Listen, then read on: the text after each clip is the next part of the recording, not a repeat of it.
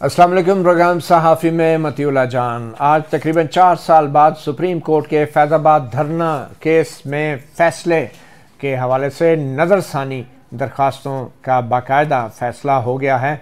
बज़ाहिर तमाम फ़रीक़ैन पीछे हट गए हैं, दरख्वास्तें नज़रसानी की वापस ले ली हैं। नज़रसानी से मुराद ये थी कि सुप्रीम कोर्ट ने जो 2019 में जस्टिस काजी फ़ाइज़ ईसा की सरबराही में कायम 2 रुकनी बेंच ने फ़ैसला दिया था और कहा था कि फैज़ाबाद धरना जो तहरीक लब्बैक पाकिस्तान ने किया था वो गैर आइनी था, और अपने फ़ैसले में इस बात की तरफ भी इशारा दिया था कि इस बात का ख़दशा है कि रियासती इदारे और ख़ास तौर पे जो हसास इदारे हैं वो भी इस धरने में मुलव्वस थे। उनकी तहकीकात के लिए सुप्रीम कोर्ट ने कहा था। वो तहकीकात 4 साल तक नहीं हुई, बल्कि हुकूमती इदारों, वज़ारत दफ़ा, खुफिया इदारों की तरफ से सुप्रीम कोर्ट के फ़ैसले को चैलेंज किया गया और आज वो नज़रसानी की तमाम दरख्वास्तें निपटा दी गई हैं, वापस ले ली गई हैं। मगर इसके साथ ही हुकूमत पाकिस्तान ने सुप्रीम कोर्ट के 4 साल पुराने फ़ैसले को कबूल करते हुए एक कमीशन ऑफ इंक्वायरी एक्ट के तहत एक इंक्वायरी कमीशन बिठा दिया है, जिसमें 3 सरकारी अफसरान को रुकन बनाया गया है, जिनको ये कहा गया है कि वो तहकीकात करें कि फैज़ाबाद धरना के पीछे कौन सी कुव्वतें थी, कौन से किरदार थे और क्या उसमें कोई सरकारी या गैर सरकारी अवामल या अनासर भी मौजूद थे और उनके खिलाफ क्या कार्रवाई की जा सकती हैं। आज जो इंक्वायरी कमीशन के तरकीब सामने आई है उसके मुताबिक डॉक्टर सैयद अख्तर अली शाह वो कमीशन के चेयरमैन हैं। Syed Akhtar Ali Shah police service of Pakistan से 3 दहाइयों से ज़्यादा वाबस्ता रहे और इस दौरान वो खैबर पख्तूनख्वा में बतौर सेक्रेटरी दाखिला व कबाली अमूर और कायम मकाम इंस्पेक्टर जनरल पुलिस जिम्मेदारियाँ अदा कर चुके हैं। इसके अलावा वज़ीर आला इंस्पेक्शन टीम के सरबराह की हैसियत से भी काम कर चुके हैं। वो अब्दुल वली खान यूनिवर्सिटी मर्दान से सियासियात में PhD कर चुके हैं, जहां उन्होंने पाकिस्तान में इंतहा पसंदी और अस्करियत पसंदी के चैलेंजेस और गवर्नेंस में फॉल्ट लाइन्स को अपनी तहकीक का मौजू बनाया। इस कमीशन के दूसरे रुकन भी एक साबिक पुलिस अफसर हैं, साबिक इंस्पेक्टर जनरल पुलिस ताहिर आलम खान। ताहिर आलम खान 8 जनवरी 2016 को इस्लामाबाद से बतौर IG रिटायर होने वाले पहले अफसर हैं। उनको 2014 में इस्लामाबाद में लॉ एंड ऑर्डर की सूरत हाल कंट्रोल न होने के बायस तैनात किया गया था। वो एक किताब मुखबर कहानी के मुसन्नफ़ हैं। उन्होंने पंजाब यूनिवर्सिटी से कानून और MA जर्नलिज्म की डिग्री हासिल कर रखी है। खुशहाल खान जो एक और मेंबर कमीशन है, फ़्लाइट लेफ्टिनेंट रिटायर्ड खुशहाल खान वज़ीर आज़म हाउस और CDA में बतौर स्टेट मेंबर अपनी खिदमत सर अंजाम दे चुके हैं। इससे कबल वो सेक्रेटरी महकमा खुराक खैबर पख्तूनख्वा भी रह चुके हैं। 2 महीने का वक्त मांगा गया है हुकूमत की तरफ से। इंक्वायरी कमीशन का जो वक्त मुकर्रर किया गया है और आइंदा तारीख सुप्रीम कोर्ट में जो मुकर्रर हुई है इस मामले पे वो 22 जनवरी की है, यानी कि जब 2 महीने पूरे हो जाएंगे और मज़ीद 1 माह की ताख़ीर भी हो सकती है। कानून के मुताबिक इस मुद्दत में हुकूमत पाकिस्तान तोसी भी कर सकती है। दिलचस्प बात आपको बताते चलें कि जो इस कमीशन के सरबराह हैं डॉक्टर सैयद अख्तर अली शाह, उन्होंने फैज़ाबाद धरना केस की जो नज़रसानी दरख्वास्तों की 4 साल बाद पहली तारीख जो निकली थी 28 सितंबर 2023 को, उससे अगले ही रोज़ डॉक्टर अख्तर अली शाह ने फैज़ाबाद धरना केस के हवाले से एक्सप्रेस ट्रिब्यून में अपनी राय का इजहार किया था, एक तज्ज़िया किया था। क्योंकि ये उनका अपना तज्ज़िया तो नहीं था, मगर उसके अंदर उन्होंने चीफ जस्टिस काजी फ़ाइज़ ईसा के तहरीर करदा 2019 के फ़ैसले के कुछ हिस्सों को अपनी ज़ुबान में और अपने अंदाज से बयान किया था। डॉक्टर अख्तर अली शाह ने 29 सितंबर 2023 को एक्सप्रेस ट्रिब्यून में छपने वाले अपने इस मज़मून में लिखा, फैज़ाबाद धरना केस में जस्टिस काजी फ़ाइज़ ईसा ने कहा है कि धरना शहरियों के बुनियादी हकूक़ की खिलाफ वर्जी है और हुकूमत शहरियों के तहफ़्फ़ुज़ और अमन व अमा बरकरार रखने की अपनी आइनी ज़िम्मेदारी पूरी करने में नाकाम रही है। उन्होंने फ़ौज के सालसी के ज़रिए एहतजाज ख़त्म करने वाले मुआहदे को गैर कानूनी और गैर आइनी करार दिया और ISI समेत रियासती इदारों के मशकूक किरदार पर सवाल उठाया, जो तहरीक लब्बैक पाकिस्तान और दीगर इंतहा पसंदों का मुकाबला करने में नाकाम रहे हैं। मुअज़्ज़ज़ जज ने यह भी कहा कि खुफिया एजेंसियों को कभी भी ऐसा तासुर नहीं देना चाहिए कि वो किसी मखसूस सियासी जमात की हिमायत कर रहे हैं। फैसले में मुसल्लह अफवाज के आइनी किरदार पर रोशनी डाली गई और इस बात पर जोर दिया गया कि मुल्क के लिए जाने कुर्बान करने वालों की इज्जत और वक़ार को चंद अफराद के गैर कानूनी इक़दाम से कभी मजरू नहीं होना चाहिए। इसी हवाले से आज हम गुफ्तगू करेंगे। हमारे साथ आज स्टूडियोज़ में मौजूद हैं Abdul Qayyum Siddiqui, senior court reporter, और उनके साथ हसनात मलिक, एक और सीनियर सहाफ़ी और तजकार, और हमें ज्वाइन किया है अमेरिका से इस वक्त मौजूद हैं इरफान कादर, साबिक अटॉर्नी जनरल। इरफान कादर साहब जो हैं साबिक अटॉर्नी जनरल फॉर पाकिस्तान हैं। तो इरफान कादर साहब, मुख्तसरन मैं आपसे अगर ये जानना चाहूँ कि सुप्रीम कोर्ट ने 4 साल पहले एक फ़ैसला दिया और कहा कि हुकूमत ने इस पर अमल नहीं किया, तो क्या उस फैसले पे अब अमल होना चाहिए था या अब 4 साल बाद एक इंक्वायरी कमीशन बिठा देना चाहिए था? देखें, फैसला अगर उन्होंने दे दिया था तो उससे अमल कराने का तक तरीका होता है ना जी। इस वक्त तो रिव्यूज सुप्रीम कोर्ट के सामने थे, उन्होंने या रिव्यूज को एक्सेप्ट करना था या रिव्यूज को डिसमिस करना था। रिव्यू वापस ले लिए गए, रिव्यू डिसमिस हो गया।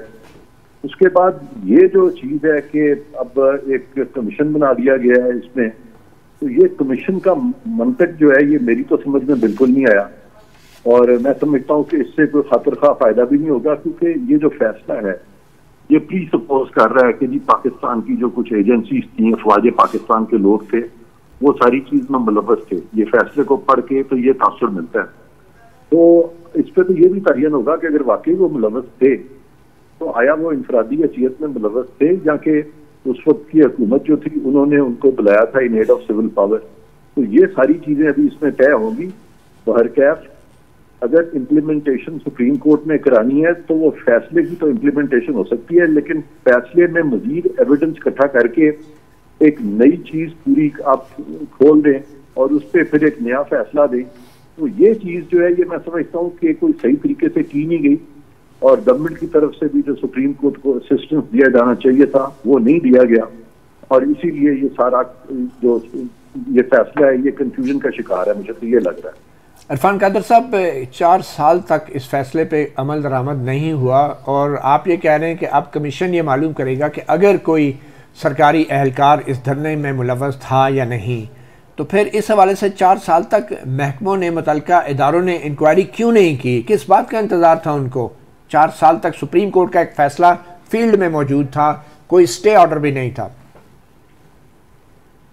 देखिए, अगर ये फैसला जो है ये कमीशन की फैक्ट फाइंडिंग के ऊपर डिपेंडेंट था तो फिर तो ये फैसला ही मैं समझता हूँ कि दुरुस्त नहीं था, क्योंकि अगर ये फैक्ट फाइंडिंग अगर फैसले के वक्त ये नहीं कर सकते थे तो ये फैसला दे कैसे सकते थे, और अगर बाद में इस फैसले को मजबूत बनाया जा रहा है तो वो भी गलत है।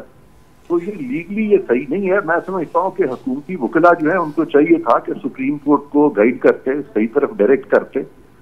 उन्होंने जो चंद जजेस ने ऑब्जर्वेशन दी, उन्होंने उनको उसी राह पे डाल दिया। तो ये मैं समझता हूँ कि कोई अच्छी बात नहीं है कि जजेस को उनकी सही डायरेक्शन में ना डाला जाए। वो सही डायरेक्शन क्या है, जरा बता दें। सही डायरेक्शन क्या है? क्या करना चाहिए था जजों को? डायरेक्शन यही थी कि जी बस रिव्यू डिस्मिस हो गए हैं और मामला खत्म हो गया बस। अच्छा, फैसले पे अमल दरामद नहीं होना। अगर ये इम्प्लीमेंटेशन के काबिल है तो सुप्रीम कोर्ट करा ले इम्प्लीमेंट। अच्छा, तो ये कमीशन बनाने की मतलब तौहीन अदालत हो सकती थी। असनाद मलिक बात की है। असनाद मलिक साहब, आपके ख्याल में क्या करना चाहिए था? 4 साल पुराना सुप्रीम कोर्ट का फैसला और अब एक इंक्वायरी कमीशन तय करेगा कि इस पे अमल होना है या नहीं? नहीं, मेरा ख्याल है कि वो जो डायरेक्शन थी उसमें किसी ऑफिशियल की तयन नहीं था कि किसने क्या वायलेशन की। इंक्वायरी का ऑर्डर तो था उसमें, इंक्वायरी करे ना। इंक्वायरी भी नहीं हुई। इंक्वायरी नहीं हुई। जब हुकूमत ने कमेटी बनाई तो उस पर सुप्रीम कोर्ट मुतमईन 4 साल बाद बनाई ना। 4 साल तक कुछ भी नहीं किया। 4 साल तो वो तो सुप्रीम कोर्ट कह रही है कि मौजूदा चीफ जस्टिस काजी फैसा अपने इदारे को भी इल्ज़ाम दे रहे हैं कि वो क्यों, क्या कोई सुप्रीम कोर्ट भी कंट्रोल थी कि क्यों नहीं मामला टेकअप किया। उस वक्त तो यही बज़ाहिर लगा कि जो जस्टिस काजी फैसा के खिलाफ एक रेफरेंस आया तो ये वादे था कि जी ये जो फैज़ाबाद धरना की जजमेंट है उसके बाद ये सारा कुछ है। फिर एक जुडिशल पॉलिटिक्स शुरू हो गई, सुप्रीम कोर्ट में डिवीजन, और वो जो माजी के 3 चीफ जस्टिस हैं वो मुखालिफ कैंप से थे और उन्होंने इस केस को फिक्स ही नहीं किया जस्टिस काजी फैसा के सामने। तो अब जो है ये मेरा ख्याल है कि जब ये कमीशन की रिपोर्ट है, क्योंकि सुप्रीम कोर्ट बड़ी मुतमईन है, आज भी अगर आप देखें तो जस्टिस काजी फैसा की तरफ से यही था कि आप इस पे डाउट ना क्रिएट करें कि जी ये जो है कमीशन काम नहीं करेगा, कमीशन बिल्कुल करेगा। और बज़ाहिर जिस तरह ये जो चेयरमैन साहब हैं इनकी ओपिनियन भी हमारे सामने आ गई है एक आर्टिकल में, तो ये तो बज़ाहिर लग रहा है कि इस तरफ जाएंगे और जिम्मेदारों का तयन भी करेंगे। ठीक है, कहीं सिद्दीकी साहब, आपके ख्याल में 3 सरकारी मुलाजम जो हैं और वो भी पुलिस के साबिक अफसरान, और आपको पता है पुलिस में माशाल्लाह से क्या हालात हैं, लापता अफराद के केस में पुलिस जितनी बाख्तियार है वो भी आपको पता है, तो अब क्या ये तलब कर सकेगी ताकतवर अफराद को और इदारों के हवाले से तहकीकात कर सकेगी? जनरल फैज़, साकिब निसार और जनरल बाजवा जो हैं या नवाज शरीफ जो हैं, ये पेश होंगे आपके ख्याल में? आपको शक लगता है? हम तो हर वक्त शक में ही रहते हैं। अच्छा, आपको शक लग रहा है? आपको यकीन है? आप कह देंगे मुझे यकीन है सब कुछ होगा। नहीं, मैं जो भी कहूँगा वो मैं कहूँगा जो मैंने कहना है। नहीं, मुझे शक है, लेकिन पहले तो मैं इरफान कादिर साहब से शुरू होऊंगा ना। जी जी। इरफान कादिर साहब एक बड़ा लीगल माइंड है और आपको पता है कि एमकेएम के वकील भी थे ये इसी केस के अंदर।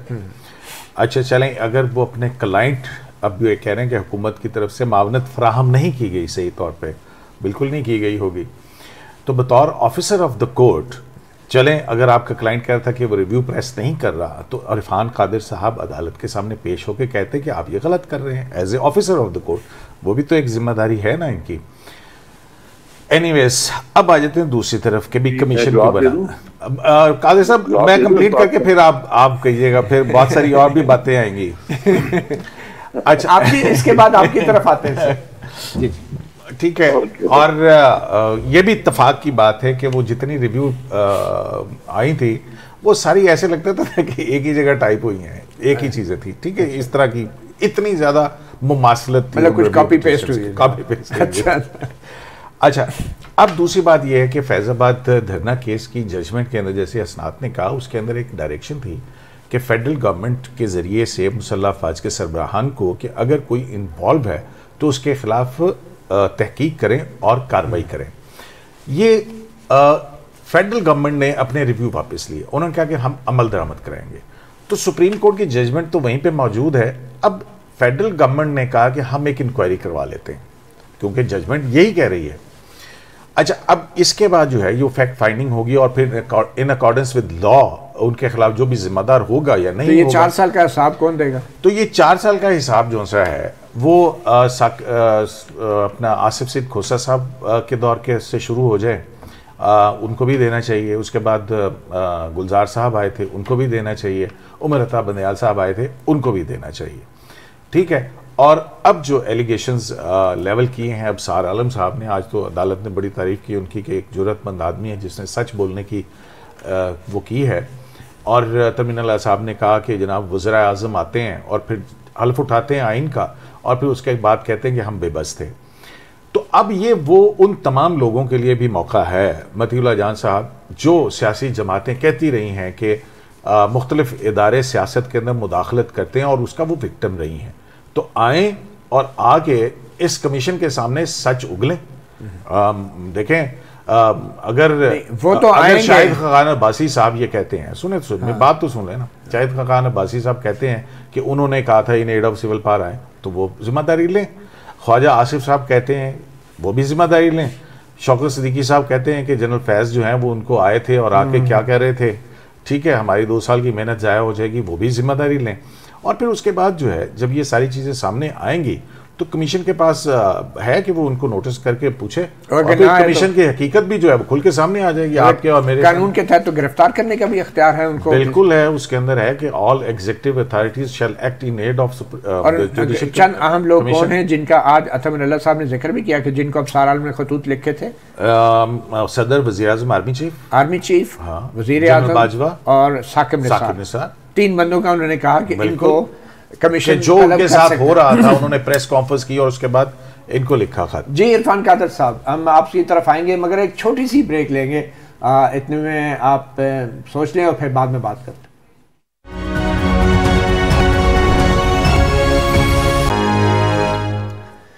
वेलकम बैक साफी प्रोग्राम में। जी इरफान कादिर साहब, सिद्दीकी साहब कहते हैं आपने भी तो आना था कोर्ट को, कुछ मामलत करनी थी, तो आप भी नहीं आए, क्योंकि वकील थे आप, हुआ क्या?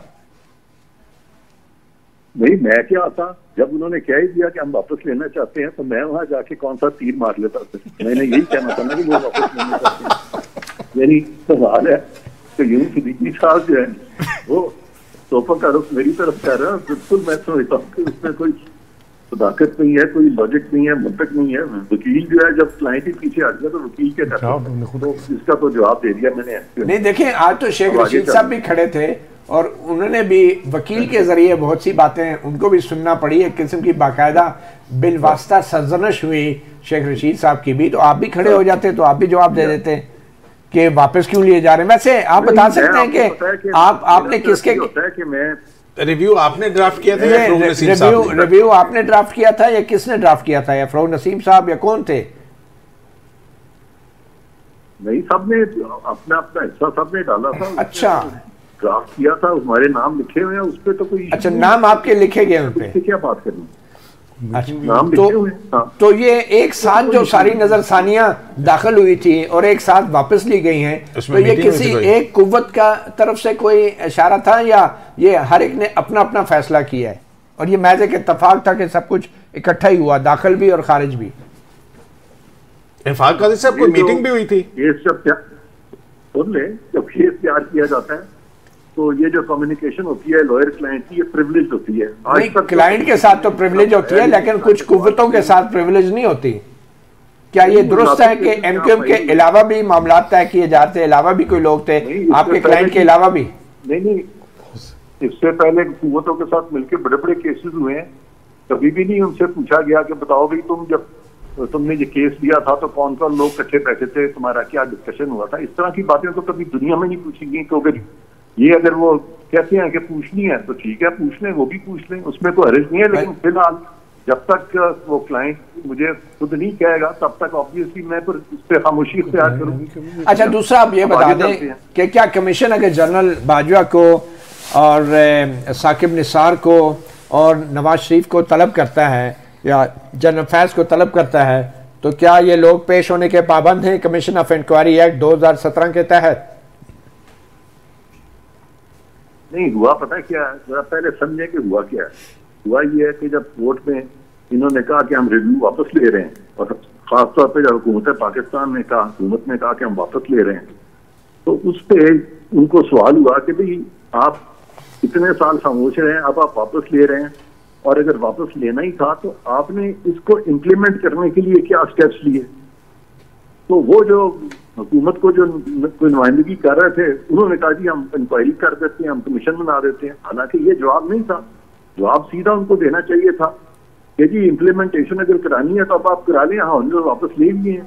लेकिन वो उनको खुश कर रहे थे, शायद कहते हैं मोर लॉयल रखेंगे, तो वो खुश करते हुए फंसा उन्होंने सुप्रीम कोर्ट को दिया है। तो आप होते तो आप नाराज कर देते? तो डाल दिया सुप्रीम कोर्ट पे। जी आप होते तो आप नाराज कर देते, उन्होंने खुश कर दिया। दोनों में से बेहतर कौन था? मैंने कभी नाराज नहीं किया। नहीं, मैं नाराज नहीं करता। मैं तो हमेशा, बल्कि लोग याद करते हैं कि यार उस वक्त नाराज अगर हो भी जाए तो बात याद करते हैं कि यार इसने हमें एम्बैरेसमेंट से बचा लिया।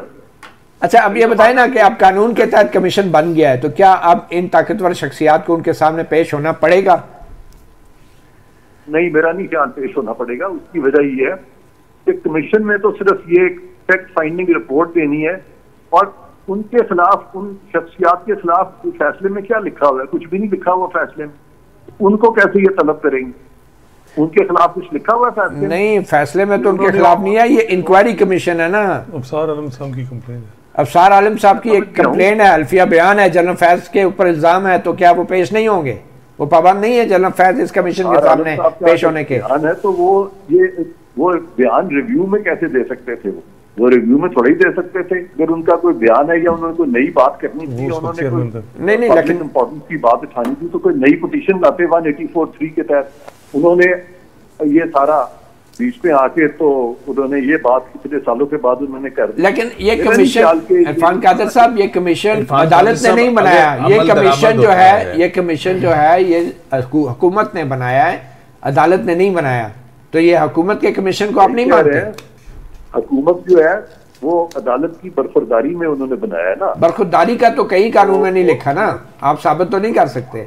आप सही कह रहे हैं। बिल्कुल वैसे ही जैसे हम ये नहीं साबित कर सकते कि दरखास्तें दाखिल किसके कहने पे और खारिज किसके वजह से। आप जानते ही हैं इस वक्त केयर टेकर गवर्नमेंट है। ये केयर टेकर गवर्नमेंट जो है ये कितनी फाल होती है वो मुझसे ज्यादा आप जानते हैं। तो मेरा नहीं ख्याल कि इस कमीशन से कुछ बहुत बड़ी चीज निकल। जिस हुकूमत के आप वजीर थे, मुशीर खास थे, उस हुकूमत के मशवरे से बनने वाली ये हुकूमत है।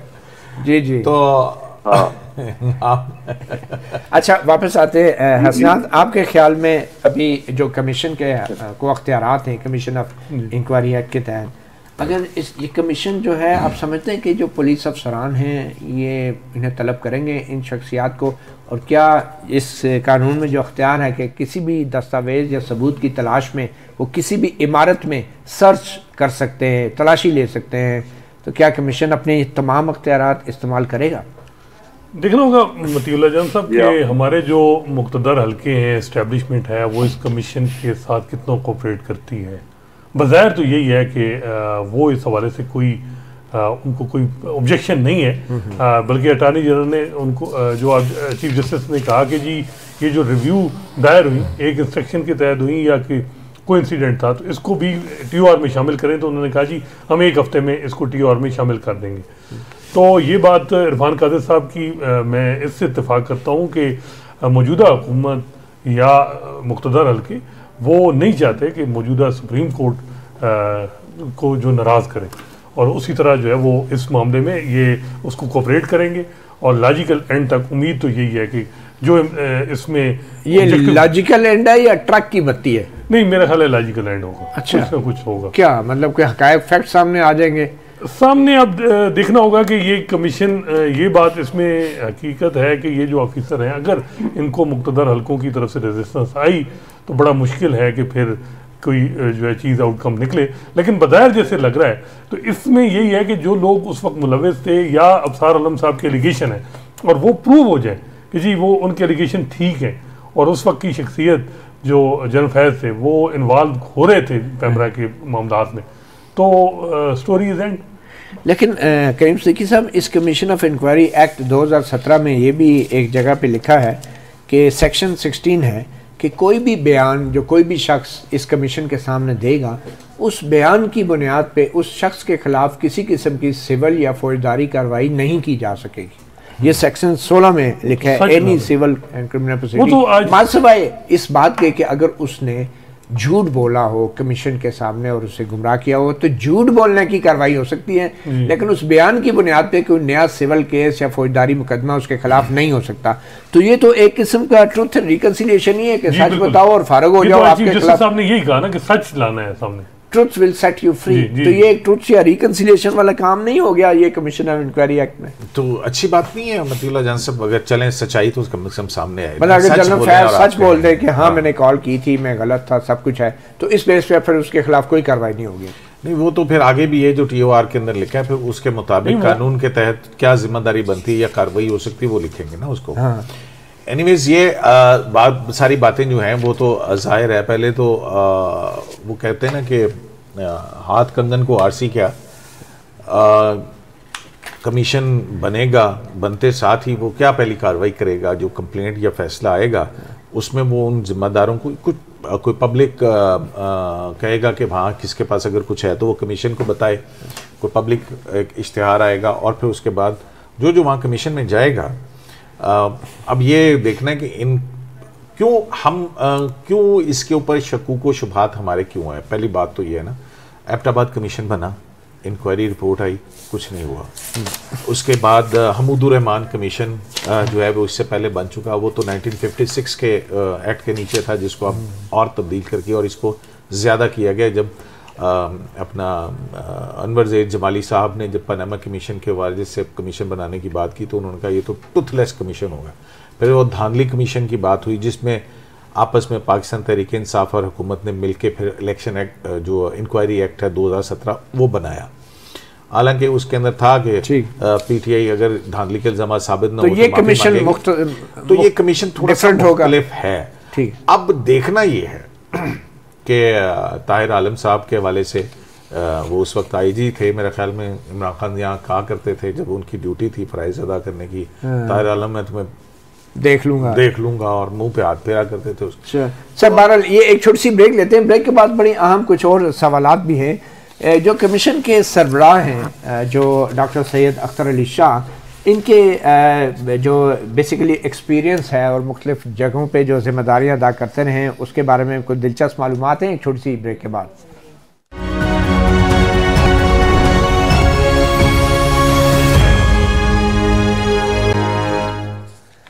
Welcome back. सहाफ़ी प्रोग्राम में कुछ अहम मालूमात आपको बताते चलें कि जो ये फैज़ाबाद धरना जब हो रहा था नवंबर 2017 में, तो उसी वक्त बलूचिस्तान में बाप पार्टी भी जो है वो अपना वजूद में आ रही थी और उस बाप पार्टी के एक लीडर आज निगरान वज़ीर आज़म हैं अनवारुल हक काकड़ साहब, जिन्होंने ये कमीशन कॉन्स्टिट्यूट किया है। और इस कमीशन के जो सरबराह हैं वो 2018 में रिटायर हुए। और ये भी एक अहम बात बताना ज़रूरी है कि 2014 में जो आर्मी पब्लिक स्कूल पेशावर पे जो हमला हुआ था, उस दौरान जो डॉक्टर सैयद अख्तर अली शाह हैं, ये होम सेक्रेटरी थे खैबर पख्तूनख्वा के, और ये ख़ुद भी APS के हवाले से बेशतर तहकीकात जो होती रही और फिर एक अदालती तहकीकात भी हुई, उसका ये सामना करते रहे हैं। और इसके अलावा ये ख़ुद भी अब वकालत के पेशे से मुंसलिक हैं रिटायरमेंट होने के बाद, और इनके बेटे भी एक माशाल्लाह से कानूनदान हैं, बैरिस्टर हैं, तो वकालत के पेशे में बड़ा कैरियर है इनकी फैमिली का। और जो एडिशनल DIG ये रहे हैं और कायम मकाम IG रहे हैं खैबर पख्तूनख्वा के। इन्होंने परवेज़ खट्टक की हुकूमत के ख़िलाफ़ एक इस्लामाबाद हाई कोर्ट में रिट भी दायर की थी कि इनको जो IG नहीं बनाया गया था। तो ये कुछ अहम मालूमात हैं। इरफान कादर साहब, मैं आपकी तरफ ही आना चाहूँगा। सबसे पहले तो ये कमीशन ऑफ इंक्वायरी एक्ट जो है, इसके तहत जो भी इंक्वायरी होती है, क्या आपके ख्याल में इसको ओपन नहीं होना चाहिए? क्योंकि मेरे सामने ये जो कमीशन ऑफ इंक्वायरी एक्ट का कानून है, इसके मुताबिक कमीशन ने यह तय करना है कि वो किस जगह बैठेगा, किस वक्त में बैठेगा, और ये भी तय करना है कि क्या इसकी जो कार्रवाई है वो खुली होगी, ओपन कोर्ट में होगी या बंद कमरे में होगी। तो आपके ख्याल में कमीशन की कार्रवाई क्या ओपन नहीं होनी चाहिए इस तमाम मामले में? मैं तो समझता हूँ कि बड़ी अच्छी बात है कि अगर ओपन कर दें, लेकिन ऑब्वियसली नजर तो यही आ रहा है कि करेंगे नहीं ओपन इसको, बल्कि लाइव नशर होनी चाहिए। ये अभी जो आपकी गुफ्तगू हो रही थी बड़ी सैर हासिल थी, जिसमें कि आप ये बात कर रहे थे कि ये क्या हसनात साहब का ख्याल था कि लॉजिकल एंड पे पहुंचेगी, और आपने इशारा दिया था कि ये ट्रक की बत्ती है। तो मुझे अगर आप पूछें तो मैं समझता हूँ कि ये ट्रक की बत्ती नहीं है, ये बहुत बड़े ट्रक की बत्ती है। ये ट्रैलर की बत्ती है। इससे ज्यादा इसमें कुछ नहीं है। और वजह मैं बता देता हूँ आपको। अच्छा। वजह उसकी ये है कि आपको असगर खान केस याद है, कितना शोर मचा था असगर खान केस पे। यानी सदर साहब जो थे वो इंतकाल कर चुके थे, और उसके बाद केस टेकअप हो गया था, और कितने साल वो पड़ा रहा। ये मामला जो है धरने का फैसला, ये भी कितने सालों से पड़ा है। इस दौरान में खादिम हुसैन रिजवी साहब भी इंतकाल कर गए। तो जो मेजर करेक्टर्स हैं जब वो दुनिया से चले जाते हैं, तो फिर आप कमीशन अगर बिठा देते हैं या उनकी इम्प्लीमेंटेशन के पीछे चल पड़ते हैं, तो जब मेन बंदा ही ना रहा तो फिर इम्प्लीमेंटेशन आपने क्या की करनी है। दूसरी बात यह है कि इसकी जो डायरेक्शन है सारे मामले की, जिस तरफ लेके जाया जा रहा है, वो डायरेक्शन को लेके जा रहे हैं कि पाकिस्तान की जो पॉलिटिकल एक्टिविटी है उसकी डायरेक्शन क्या होनी चाहिए। यानी उसकी डायरेक्शन सिविलियन सुप्रीमेसी की तरफ होनी चाहिए या उसकी डायरेक्शन एस्टैब्लिशमेंट की सुप्रीमेसी की तरफ होनी चाहिए। अब ये एक ऐसा इशू है कि ये जब तक के मजबूत पार्लियामान नहीं आएगी और आपस में सियासतदान जो है वो आपस में मिलकर इसको तय नहीं करेंगे, सुप्रीम कोर्ट के फैसले की इम्प्लीमेंटेशन में तो ये चीज होने वाली नहीं है। अच्छा, इरफान कादर साहब, ये एक सुप्रीम कोर्ट के बहुत से फैसलों के हवाले से आपकी राय यही आमतौर पे होती है कि आप इस पे अमल दरामद फिर करवा ले, सुप्रीम कोर्ट खुद से ही करवा ले। कोई ऐसा फैसला आप बता सकते हैं कि जो इस पे आप राजी और कहें कि इस पे अमल होना चाहिए, वो कौन सा फैसला है? जिस फैसले पे अमल होना चाहिए, जी जी, कोई एक ऐसा जो आपका आप समझते हैं कि बहुत अच्छा फैसला दिया सुप्रीम कोर्ट। हाँ, मसलन ये अभी जो इन्होंने फैसला दिया था इलेक्शन के बारे में, कि इन्होंने तमाम प्लेयर्स को इकट्ठा करके उनकी कॉन्सेंट लेनी थी कि इलेक्शन जनवरी-फरवरी में होंगे। लेकिन ये फैसला तो नहीं था ना, ये तो एक जिरगा जुरिस्डिक्शन थी, ये कोई जजमेंट तो नहीं थी, कोई तशरीह तो नहीं थी आइन की। तो कह रहा हूँ कि यहाँ पे भी जुरिस्डिक्शन नहीं है ना। जहाँ जुरिस्डिक्शन ना हो वहां पे अगर सब का कंसेंसस ले लें तो उस पर अमल दरामद हो जाता है। तो फिर आपने चैलेंज क्यों नहीं किया? भी ना हो तो फिर आपने नजरसानी दरख्वास्त वापस क्यों ली? फिर जुरिस्डिक्शन पे डटे रहते हैं, कहते कि ये मैंने नहीं ली मसूदा जान साहब, मैंने नहीं ली, ऑफिसर ऑफ द कोर्ट भी तो है ना, नहीं ली। तो आप कौन है जी? लेकिन आपके ख्याल में नजरसानी वापस नहीं होनी चाहिए थी, आप ये कह रहे हैं?